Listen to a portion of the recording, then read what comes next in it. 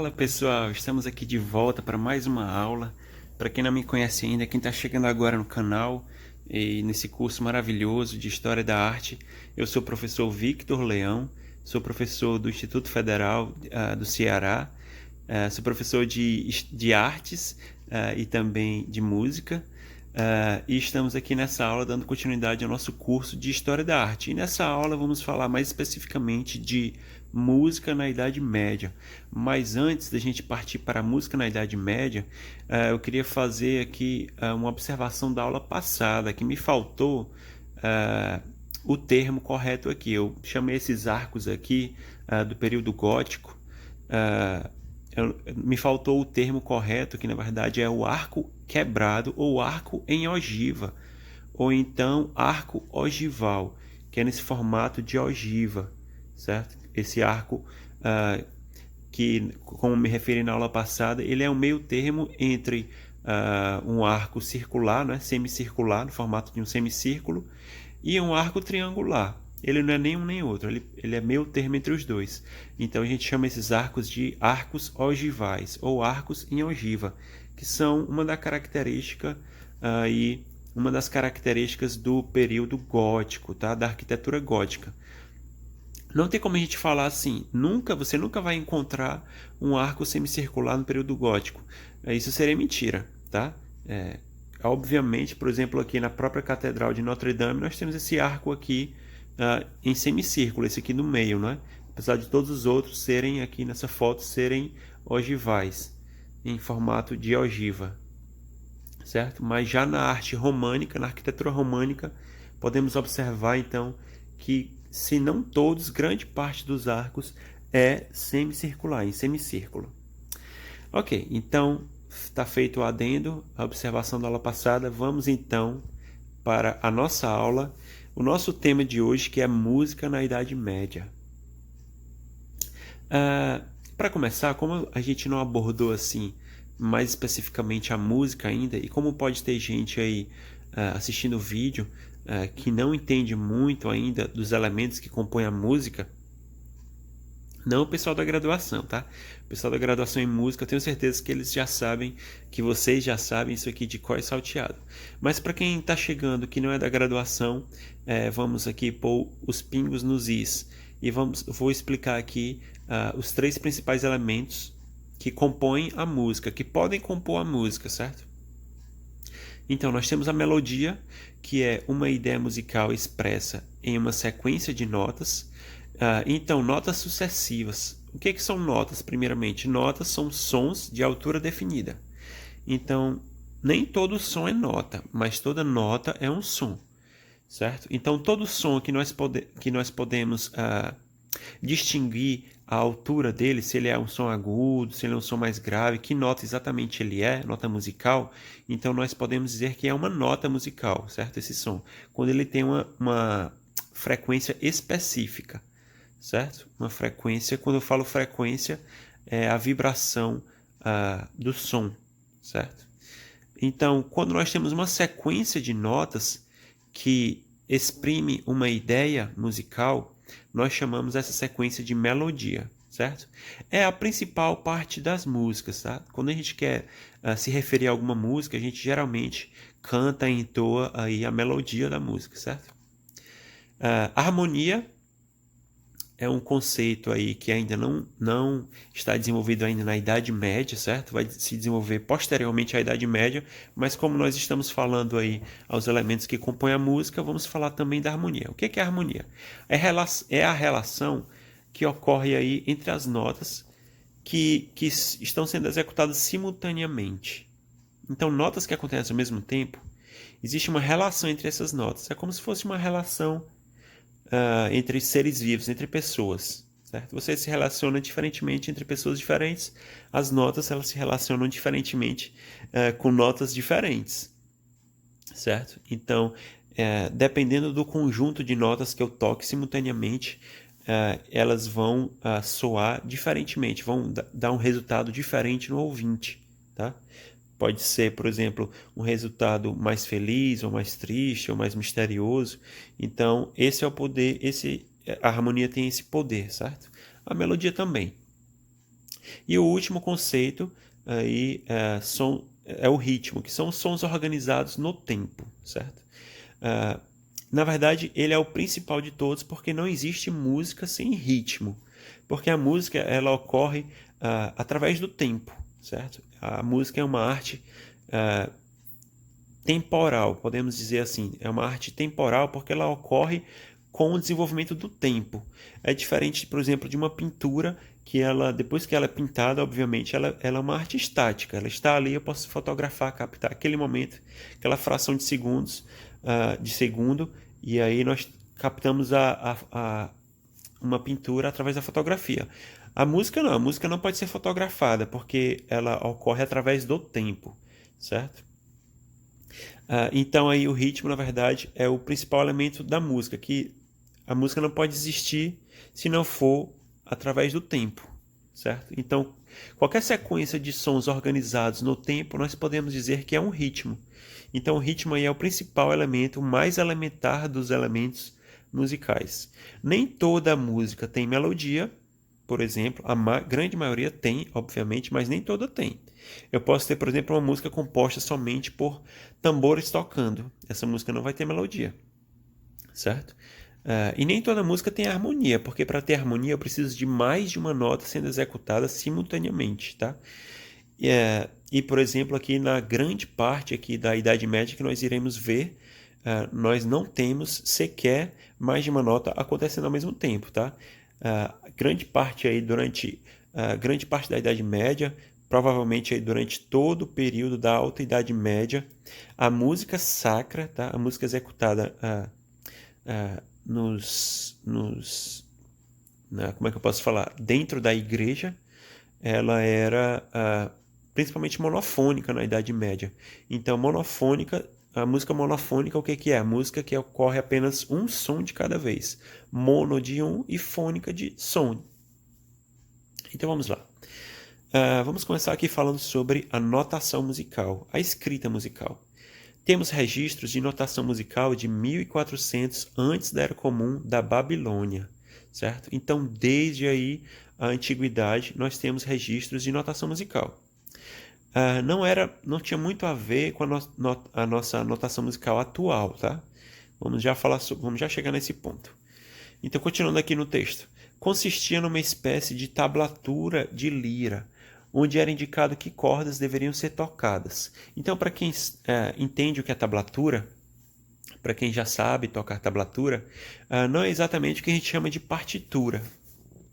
Mas a tablatura, na verdade, ela traz indicações de que cordas devem ser tocadas no caso dos instrumentos de corda, tá? Da Grécia Antiga temos somente letras de músicas com alguns símbolos indicativos acima de determinadas sílabas. Então, na Grécia Antiga, o que chegou até nós, né, aos nossos tempos, foi, na verdade, letras de música com alguns símbolos indicativos para ajudar aí os músicos a memorizarem aí, por exemplo, alguma nota aguda naquela determinada sílaba, ou se aquela sílaba deveria se prolongar por mais tempo, ou assim por diante. Então, eles anotavam alguns símbolos em algumas sílabas. A gente vai ver já um exemplo de cada um desses casos. Entretanto, a história da notação musical moderna se inicia somente na Idade Média. Então, a história da notação musical moderna, da partitura, que a gente chama de partitura, ela começou de fato, então, na Idade Média, que é justamente o período que a gente vai estudar agora. Então, aqui eu disse que a gente ia ver alguns exemplos. Aqui a gente tem uma espécie de... como se fosse a fotocópia, né?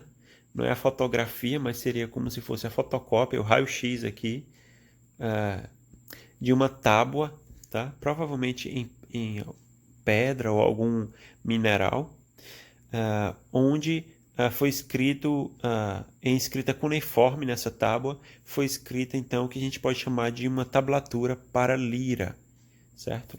Da Antiguidade Oriental, entre 1400 e 1250 antes da Era Comum, lá na Babilônia, que eu já falei. Então aqui é uma espécie de texto, tá? Não é um texto exatamente, mas são caracteres que poderiam ser usados em textos. E eles trazem, então, esses indicativos de que cordas devem ser tocadas aí da lira, certo? Então, é o que hoje a gente chamaria de uma tablatura. E aqui é o hino ao deus Apolo. Vemos aqui escrito o hino ao deus Apolo, que é a letra da música, com alguns símbolos acima para ajudar a lembrar da melodia. Então aqui nós podemos ver a letra da música e acima da letra temos alguns símbolos aqui, ó.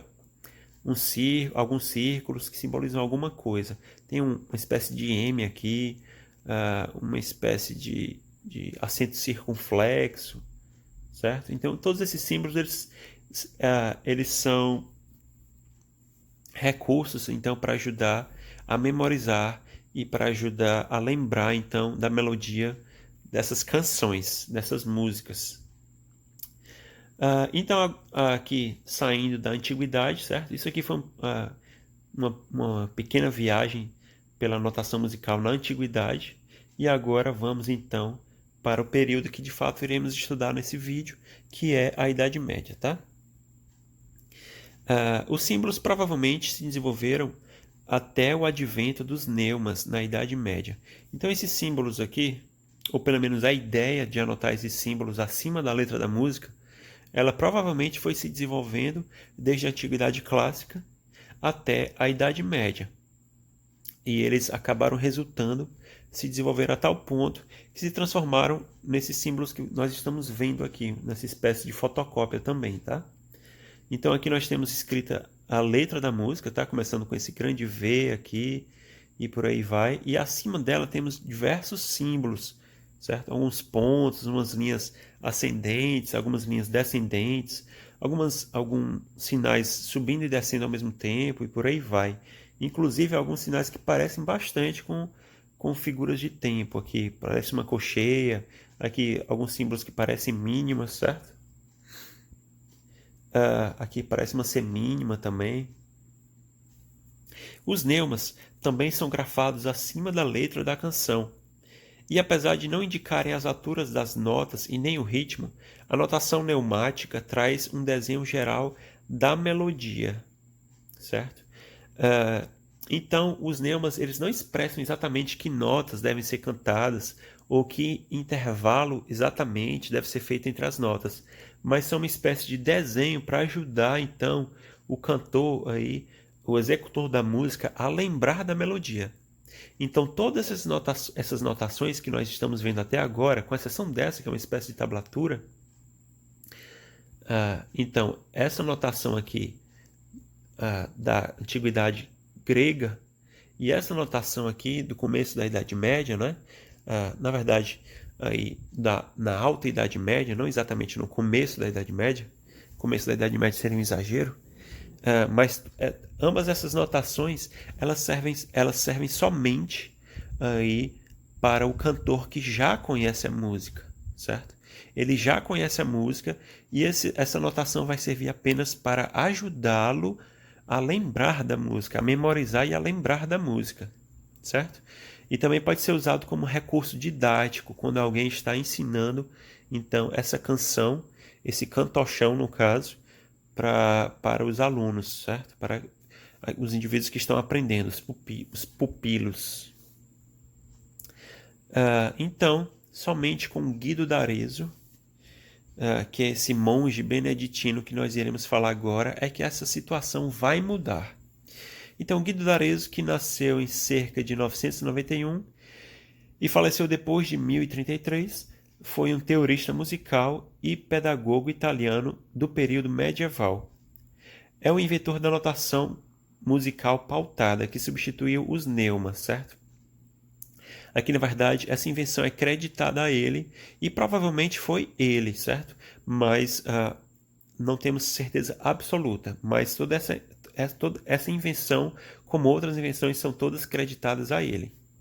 E que se de fato, como provavelmente ocorreu, ele revolucionou então não só a notação musical, mas também a didática musical na época. Continuando o texto, ele também criou a chamada mão guidoniana, onde as articulações e extremidades dos dedos representavam as notas musicais, sendo o primeiro sistema de monossolfa conhecido. Eu cometi um erro aqui no texto.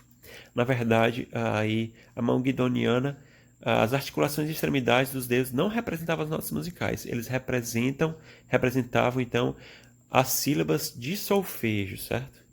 Que não são exatamente as notas musicais. Então, para quem entende aí o que são as sílabas de solfejo, solfejo relativo, certo? Perdoem aqui o meu erro, o meu equívoco. Estou aqui corrigindo então. Então vamos ver direitinho aqui. O que foi que o Guido d'Arezzo fez? Ele inseriu, então fez essa inserção dessas linhas, dessas pautas aí aos neumas, certo? Então, aqueles neumas aqui que nós estamos vendo aqui, eles ocorrem de forma muito parecida aqui, mas aqui a gente não pode mais chamá-los de neumas, certo?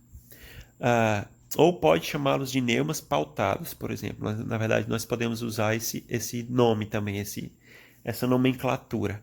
Então, aqui nós também podemos ver a letra da música, certo? A letra da canção, certo? Em latim, certo? Tudo isso aqui é em latim, tá? Quando a gente fala de Idade Média, a gente fala de latim, a língua do idioma do Império Romano. E acima da letra da música, nós podemos ver aqui símbolos muito semelhantes aos neumas, certo? Se não iguais, só que eles se situam nessas linhas. Então agora nós podemos ver com clareza qual o intervalo entre as notas da melodia. Intervalo, para quem não sabe, é a distância entre as notas. Então, por exemplo, se nós temos essa notinha aqui, vou dar um zoom aqui gigantesco, essa notinha aqui que está no espaço entre essas duas linhas, e logo depois nós temos essa nota que está na linha logo acima, nós podemos ver que nós temos aqui um intervalo de segunda entre essas duas notas. Se essa primeira nota, por exemplo, for a nota C, a segunda nota vai ser a nota D, certo? Que é a mesma lógica que se perpetua até hoje, então, nas partituras modernas. Então, essas pautas, na verdade, inicialmente elas foram adotadas aí com vários números de pautas, certo? Indo geralmente de 1 a 4 pautas, 1 a 4 linhas. Então essa notação musical ocorria aí utilizando essas linhas de 1 a 4 linhas e somente posteriormente que houve aí a inserção da quinta linha, certo? E chegamos então ao pentagrama. Isso aqui eu vou repetir no texto, né? Notação musical pautada com 4 linhas ou tetragrama. Nós podemos chamar de tetragrama. Tetra de 4, grama de linha. Originalmente, 1 a 4 linhas eram utilizadas, estabelecendo assim uma relação entre as notas escritas e, portanto, os intervalos da melodia. Então, o que aqui não era nada preciso, era uma notação totalmente imprecisa, porque não era especificado aqui o intervalo entre essas notas. Aqui nós temos uma notação bem mais precisa, certo? Onde o intervalo, pelo menos o intervalo entre as notas, agora nós podemos saber. Não podemos saber ainda o ritmo, certo? E nem podemos saber, então, a altura exata da nota, apesar de que nós podemos sim, que eu acabei de localizar aqui, não tinha observado, esse símbolo aqui que me parece ser a clave de Fá, a clave de F, certo? Que se assemelha muito à letra F. Por justamente ser F, ser a nota Fá, tá? Então, esse F se localizando aqui, nessa linha, está indicando que as notas dessa linha são a nota F, certo? Então, aqui, se essa clave que está se localizando nessa penúltima linha, parece ser a penúltima linha, então toda vida que nós vermos uma nota nessa penúltima linha, nós saberemos que é a nota F, certo? Então, sabendo a posição de uma nota, nós saberemos a posição de todas as outras, porque a nota logo acima vai ser a nota G e a nota logo anterior vai ser a nota E, e assim por diante, certo? Então, a nota nessa linha logo abaixo da linha da nota F vai ser a nota D, certo? 2 notas antes. Ok, então é isso. Então, aqui nós veremos então a mão guidoniana. Desenho da mão guidoniana, o primeiro sistema de Manosolfa que temos registro. O Manosolfa é um é um recurso didático onde o professor utiliza de gestos para expressar as notas que devem ser cantadas, ou pelo menos aí os graus das notas, tá? Aí a função da nota de acordo com a tonalidade, dependendo de que sistema de solfejo o professor está utilizando, se é do solfejo relativo ou do solfejo absoluto. Então aqui nós podemos ver uma espécie de diagrama, um gráfico onde é mostrado aqui as notas que correspondem a cada parte do dedo, tá? Então, por exemplo, a primeira falange do dedo era um grau. Aí, na próxima articulação ou na próxima falange era o próximo grau. E na próxima falange ou na próxima articulação era outro grau. E assim por diante. Eu estou utilizando o termo falange aqui, não sei se é o termo correto. Eu estou me referindo a cada ossinho do dedo, tá? Mas como nunca estudei anatomia, né? Nunca fiz medicina nem nada semelhante, então não tenho certeza se todos aí esses ossinhos se chamam falange ou não, ou se é somente um osso em específico, tá? Então, como é que acontecia esse Manosolfa através da mão guidoniana? O professor, né, aquele que estava ensinando a melodia, ele com uma das mãos, ele apontava então para determinada falange ou articulação da outra mão.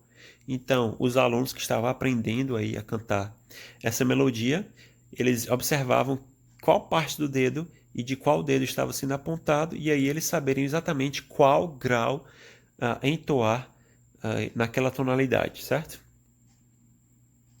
Então, esse é o primeiro registro que nós temos de um sistema de Manosolfa, que também foi inventado por Guido d'Arezzo, ou Guido de Arezzo.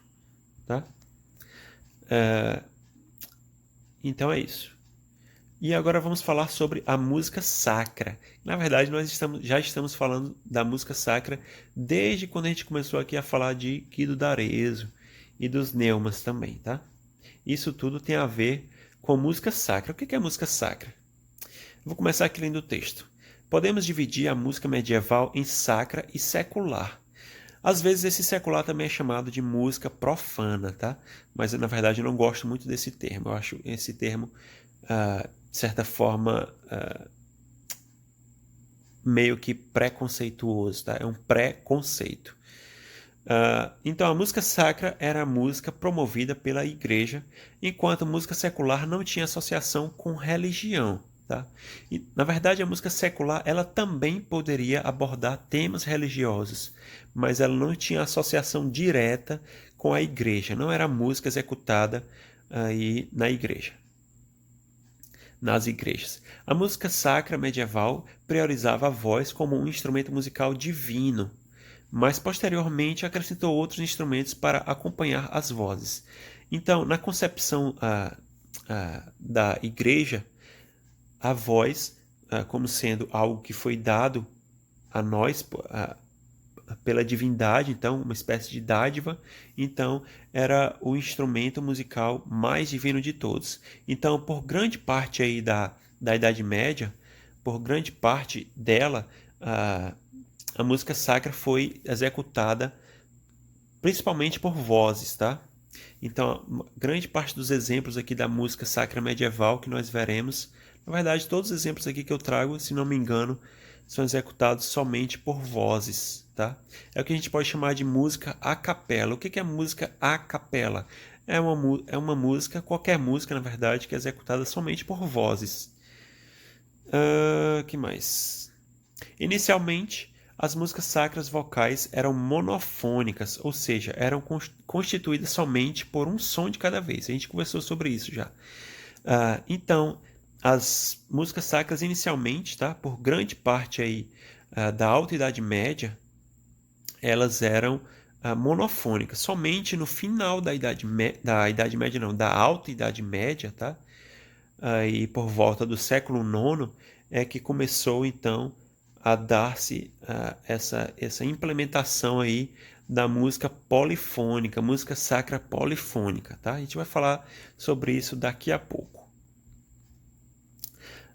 Então, inicialmente, a música sacra era somente vocal e era somente monofônica. Isso quer dizer que somente um som era executado, uma nota de cada vez, tá? Não quer dizer necessariamente que era só um cantor cantando sozinho. Na verdade, poderia ser mais de um cantor, só que todos cantando em uníssono, ou seja, todos cantando o mesmo som, tá? Então, se um cantor canta uma nota, todos os outros vão cantar a mesma nota junto com ele. E quando eles passarem para outra nota, todos eles seguem aí fazendo o mesmo movimento, cantando as mesmas notas, cantando a mesma melodia em uníssono. Uníssono vem de um som somente. A isso que chamamos de cantochão. O que é o cantochão? O cantochão é exatamente aí essas melodias sacras, essas canções sacras que eram monofônicas, perdão, e que eram aí as canções, tá, medievais, canções sacras medievais. Na verdade, o cantochão ele se iniciou ainda, não sei, acho que eu acabei não abordando isso. Ele se iniciou ainda no período paleocristão, tá? E eles são, na verdade, os salmos, os mesmos salmos que nós encontramos aí no Antigo Testamento, tá? Que eles já eram e ainda são até hoje entoados pelos judeus, e eles foram então herdados aí da tradição judaica para a tradição cristã, inicialmente para a tradição paleocristã e posteriormente para a tradição cristã ortodoxa, tá? E a isso nós chamamos de cantochão. Então, o cantochão necessariamente é uma melodia, tá? De tema sacro, tá? Na verdade, o próprio texto, se não todos, praticamente todos, eram salmos, tá? E é basicamente isso, é isso. E o canto gregoriano, na verdade, é uma das manifestações, uma das formas do cantochão medieval. Era executado durante encenações da Última Ceia, certo? Então, quando a gente fala de canto gregoriano, muitas pessoas acham que todo cantochão medieval era canto gregoriano. Na verdade, não, tá? O canto gregoriano era somente uma das manifestações do cantochão medieval. Apesar do invento do canto gregoriano ser tradicionalmente creditado ao Papa Gregório I, daí vem o nome canto gregoriano, os estudiosos acreditam que o canto gregoriano, perdão, ele surgiu de uma síntese carolíngia posterior do antigo canto romano e do canto galicano, ambas formas de cantochão paleocristão. Então, como eu já falei há poucos segundos atrás, o cantochão, na verdade, ele se iniciou no período paleocristão, ainda no fim da Antiguidade Clássica, tá? Então esse cantochão paleocristão se desenvolveu para o cantochão medieval, e uma das formas de manifestação desse cantochão, dos cantochões, não sei o plural, seria o canto gregoriano. Suas características iniciais são o canto monofônico, sem acompanhamento de instrumentos, e o uso dos modos gregos. Na verdade, essas características aqui são de todos os... todo cantochão vai ter essas mesmas características, tá? Eu não vou me aprofundar aqui no que são esses modos gregos, tá? Para a galera aí da licenciatura, provavelmente já deve ter ouvido falar. Para quem não é da licenciatura, o pessoal aí do ensino médio nunca ouviu falar, e a gente também nós não vamos nos aprofundar nisso porque demandaria muita teoria musical, tá? Órgano, vamos passar agora para o órgano, ou órganon, ou órganum, com o M no final. A polifonia na música sacra iniciou-se no século IX da Era Comum, com a adição de uma voz secundária, chamada em latim de vox organalis. Então, foi adicionada essa voz secundária à voz principal, que era chamada de vox principalis. Esta última executava o cantochão, ou seja, a vox principalis executava o cantochão em si. A melodia principal era executada pela voz principal, enquanto a outra executava uma melodia paralela, situando-se a uma quarta, uma quinta ou uma oitava justa de distância da melodia do cantochão. Então observem que era sempre intervalos justos, certo? A gente vai ver um exemplo daqui a pouco aí de órgano paralelo. A esse gênero de música chamamos de órgano paralelo, pois as vozes se movem paralelamente. Somente na Baixa Idade Média surgiram outras formas de órgano, como o órgano livre e o órgano melismático. Então aqui, tanto no órgano livre e no órgano melismático, não vai haver necessariamente esse movimento paralelo, sempre esse movimento paralelo. No órgano paralelo, que se iniciou aí no fim da Alta Idade Média, mais especificamente por volta do século IX, as vozes se movem sempre paralelamente. Então, quando uma sobe 1 grau, a outra voz também sobe 1 grau, certo? Então, é sempre o mesmo movimento. A questão é que não é mais em uníssono. As vozes não começam, a vox organalis não começa na mesma nota da vox principalis, certo? Vamos ver aqui um exemplo, então. Vamos dar uma pausa aqui para a gente partir para os exemplos aqui. Então, deixa eu ajustar o volume aqui. Vamos ver aqui um exemplo de cantochão.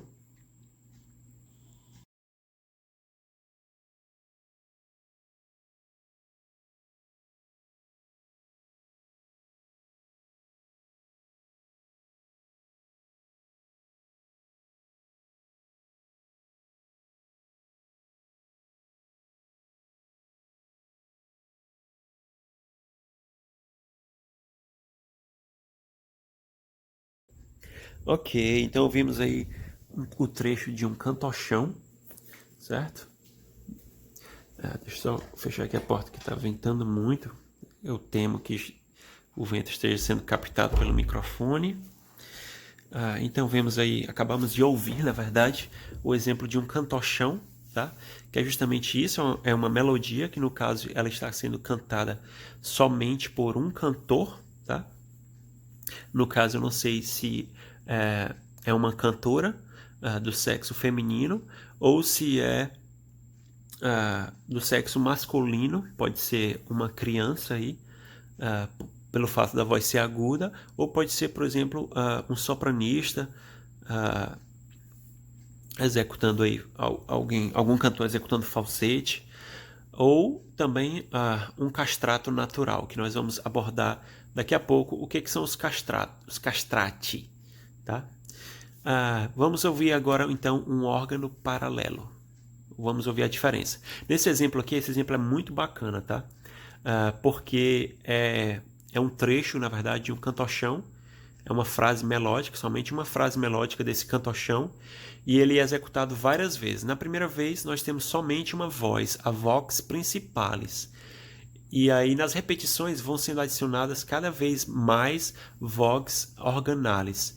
Então, na segunda execução, existe tanto a vox principalis, que vai executar aí o cantochão, como existe também uma vox organalis, que está executando aí quintas justas, tá? Fazendo um movimento paralelo, sempre na relação intervalar de quintas justas acima da melodia, tá? do cantochão.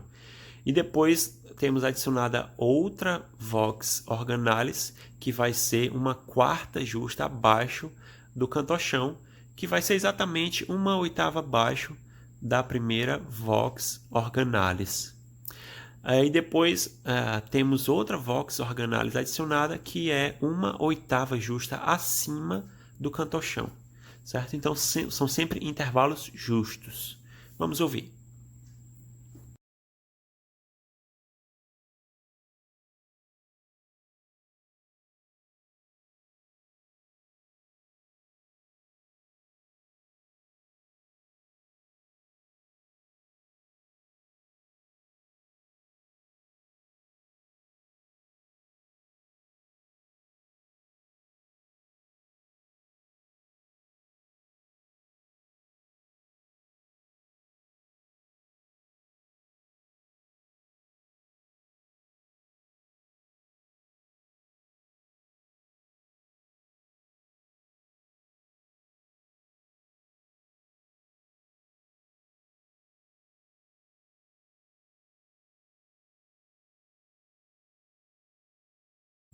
Então é isso aí, muito bacana, tá?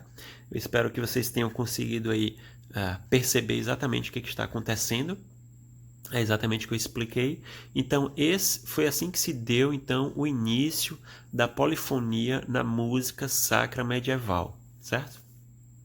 Então, vamos voltar aqui para os nossos slides. Então, esse exemplo que nós vimos, acabamos de ouvir, na verdade, foi um exemplo de órgão paralelo, muito didático, muito bacana. Passamos agora para falar sobre os castrati. Os castrati, que é um termo italiano, cujo singular é castrato, tá? Para quem não sabe, em latim, o plural é, se não sei exatamente se é sempre, mas pelo menos todas as palavras no latim em plural que eu conheço terminam com i, tá? Por exemplo, campus, o plural de campus é campi. Acho que todos devem saber disso. Se não sabem, estão aprendendo agora. Então, o plural de castrato é castrati. Então, quem eram os castrati? Eram cantores eunucos, meninos que eram castrados para a voz não passar pela transformação da puberdade. O que é um eunuco? Então, o eunuco é um monge que ele foi castrado, tá? No caso dos castrati, eles são monges eunucos e que eles foram castrados para um propósito específico, que é o de cantar. E por que eles eram castrados? Justamente para a voz deles permanecerem aí sem transformação, ou pelo menos com uma transformação mínima, tá? Quando a gente passa pela puberdade, principalmente os homens, acontece uma transformação na voz aí, por efeito aí dos hormônios, né? Dessa como é que eu posso falar? Desse bombardeamento de hormônio que nós sofremos durante a puberdade. Então é isso que torna a nossa voz mais grave. Alguns homens, essa transformação é maior e a voz fica bastante grave. Outros possuem uma transformação bem menor e a voz fica só um pouco mais grave, tá? Então, a partir do momento que essa criança, que esse menino é castrado, então essa transformação não vai ocorrer, ou pelo menos ela vai ser minimizada. Não tem como dizer que ela não ocorre, porque existe aí todo o desenvolvimento fisiológico, né? Não só a questão hormonal, mas todo o desenvolvimento aí da caixa craniana que vai aumentar e por aí vai. Mas essa transformação é mínima. Então a voz permanece aguda, tá? Era uma prática comum desde a antiguidade clássica tardia, no período paleocristão. Provavelmente se iniciou no século V da Era Comum, no Império Bizantino. Então se iniciou aí no início do século V, tá? 400 e pouco, isso se iniciou ainda, como eu já falei aqui no texto, no fim da Antiguidade Clássica. A prática tinha como efeito manter a voz dos homens agudas mesmo na fase adulta, já que a puberdade abaixa a tessitura vocal. Esse abaixa aqui torna mais baixo no sentido de mais grave, tá? Somente assim os corais sacros poderiam ter vozes agudas, pois não era permitido que as mulheres cantassem nas práticas litúrgicas, tá? Então não era permitido, como não era permitido que as mulheres cantassem aí durante as práticas litúrgicas cristãs, então a única forma então deles terem vozes agudas aí nessas execuções de música sacra era ou crianças executando, meninos executando, ou através dos castrati, que eram homens castrados. Castrato significa exatamente castrado, tá? Ok. Então, por que eu falei sobre os castrati? Porque além de ser muito importante aí na história da música medieval, me remeteu muito aos castrati, o primeiro exemplo que a gente ouviu, né, que é um cantochão bem agudo e que provavelmente ele era executado por algum castrato aí durante a Idade Média, se não por um castrato, por um menino, certo? Por uma criança. E agora vamos falar sobre os trovadores. Quem eram os trovadores? Provavelmente vocês já ouviram falar dos trovadores aí, tanto na disciplina de história, ou talvez na disciplina de literatura também. Então, os trovadores eles eram sucessores dos bardos da antiga Europa, da Europa antiga. Os trovadores eram poetas, músicos e contadores de história da Idade Média. Então eles não eram somente músicos, eles eram também contadores de história e poetas, tá? Provavelmente o professor aí ou a professora de história ou de literatura focou mais no lado da poesia e da contação de história, mas eles também eram músicos. Eram nobres que geralmente cantavam músicas que narravam as aventuras bélicas e românticas dos cavaleiros, tá? Então, tecnicamente, os trovadores eles eram necessariamente nobres, tá? Os plebeus aí, os vilões, né? Na verdade, etimologicamente, né? O termo vilão não significa necessariamente que seja alguém mau, mas alguém que seja da vila, certo?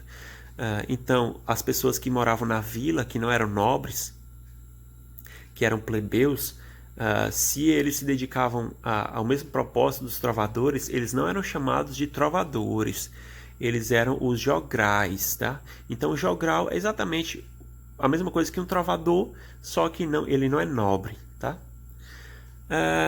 No dia a dia, a gente geralmente chama essas pessoas, tanto o jogral quanto o trovador, geralmente a gente chama somente de bardo, tá?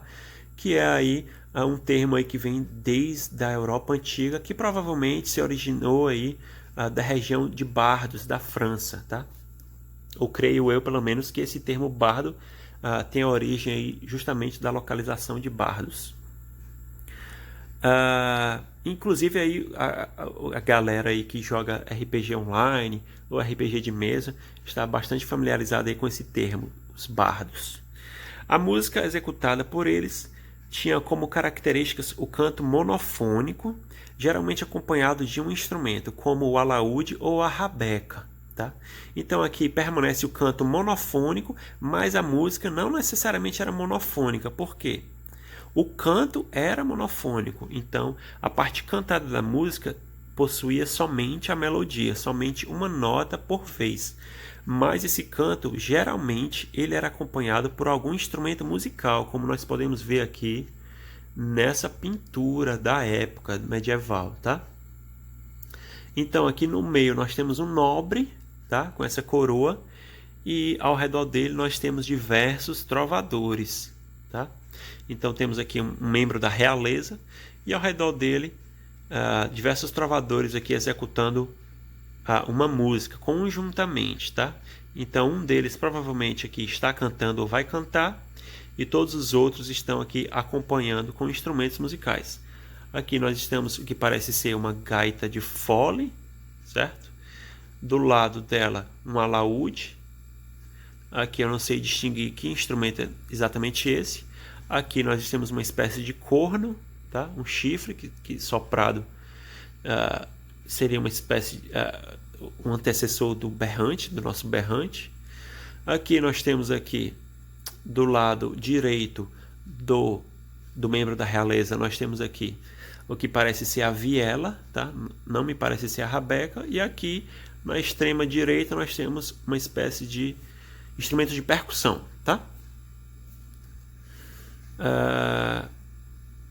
Então nós vamos ver vamos partir aqui para alguns exemplos de instrumentos medievais e depois nós iremos ouvir aí alguns exemplos de música secular medieval.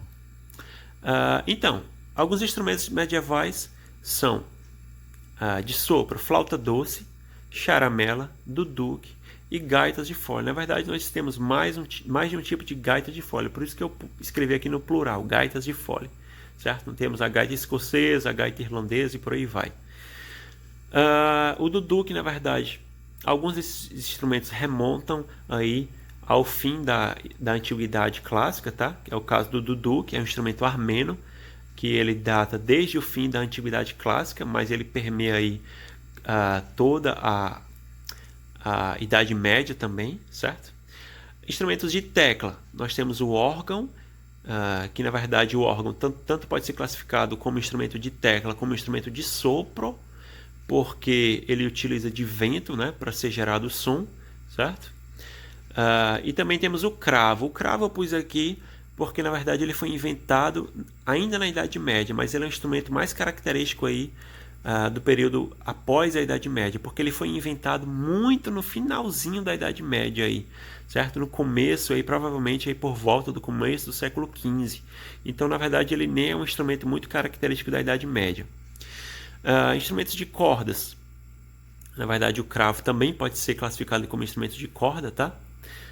E além do cravo, nós temos instrumentos mais característicos da Idade Média.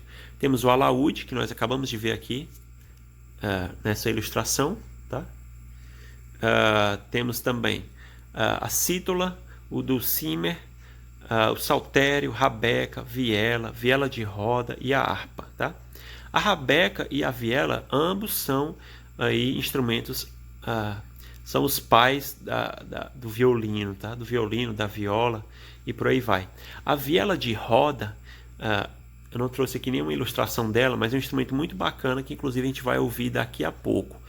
É uma espécie de viela que ela tem uma manivela e aí, girando essa manivela que vai ser executado aí, essas cordas serão vibradas, tá? E com a outra mão, uma mão ativa a manivela, gira a manivela e a outra mão aciona aí espécies de teclas, tá? De botões, que esses botões vão aí prender essas cordas para justamente alterar aí as notas que as cordas vão executar. E temos a harpa, tá? Em instrumentos de percussão nós temos diversos tambores, pratos e o timbrel, que eu escrevi aqui pandeiro, porque na verdade ele se assemelha muito ao nosso pandeiro, e o glockenspiel, que é uma espécie de metalofone. E é basicamente isso. Vamos ouvir então aqui, para encerrar nossa aula, vamos ouvir alguns exemplos aqui. O primeiro aqui, o número 3, traz um trovador com diversos instrumentos acompanhando, tá? E o último aqui é um exemplo de uma trobairides, que seria o que a gente pode chamar de trovador do sexo feminino, tá? Então a música secular também era executada por mulheres, tá? Então não existia essa como é que eu posso falar, essa segregação da mulher, ela também executava a música secular. Então vamos partir aqui para o exemplo número 3.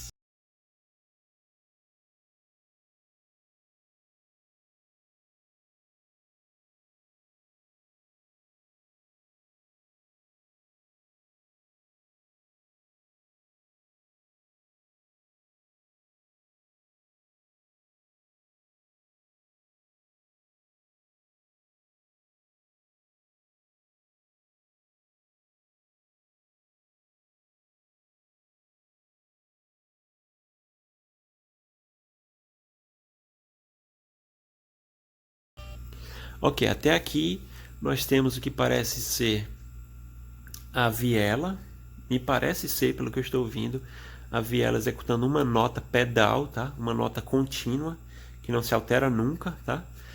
E temos também uma flauta, tá? Vamos dar prosseguimento, eu ouvi mais um pouquinho.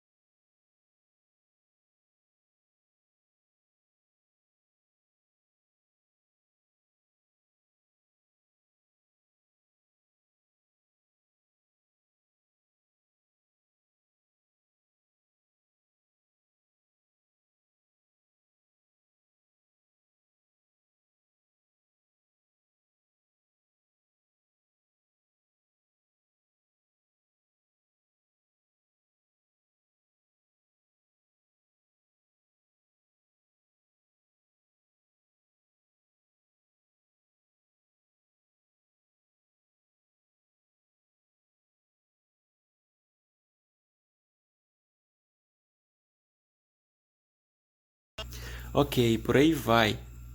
Eu não vou executar a música toda para não ficar muito longo o vídeo, tá? Aí antes da voz entrar, tivemos aí também outro instrumento de corda, tá? Que parecem ser cordas pinçadas, provavelmente aí com alguma palheta, alguma coisa semelhante, tá? E depois, logo depois, então, entra a melodia principal da música aí com o trovador cantando então. Então essas músicas seculares, como eu falei no texto, elas abordavam principalmente dois temas. Temas heróicos, tá? Que seria a canção do cavaleiro, né? Narrando aí feitos heróicos de diversos cavaleiros ou de guerras que foram vencidas pelo povo, aquele povo que está então celebrando através daquela canção, né? Que o trovador compôs e executa. E temos também aí temas românticos, então, o cortejo da dama, do cavaleiro cortejando a dama e por aí vai. Então vamos aqui para o último exemplo da Trova Iritz, então, cantando também. Nesse último exemplo aqui bacana, nós temos então a Trova Iritz cantando, como eu já falei, e ela está sendo acompanhada então aí pela viela de roda. Vocês vão ouvir como é bacana o timbre da viela de roda, que é aquele instrumento que eu acabei de explicar, que você faz as cordas vibrarem através da fricção, e essa fricção é acionada por uma manivela, que você fica girando essa manivela, girando, girando, girando. Vamos ouvir.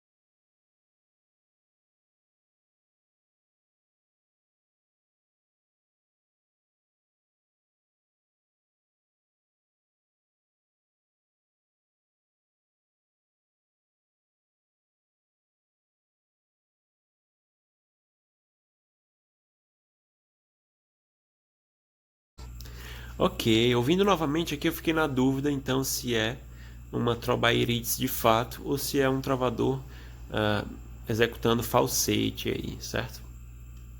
Mas então é basicamente isso, pessoal. Obrigado aí pela audiência de todos vocês, tá? Nos veremos então na próxima aula do curso, certo? E é isso então. Quem gostou do vídeo, dá uma curtida, compartilha também aí com as amizades, para todo mundo ter acesso aí a esse conhecimento, a essa educação bacana. Até mais. Tchau, tchau.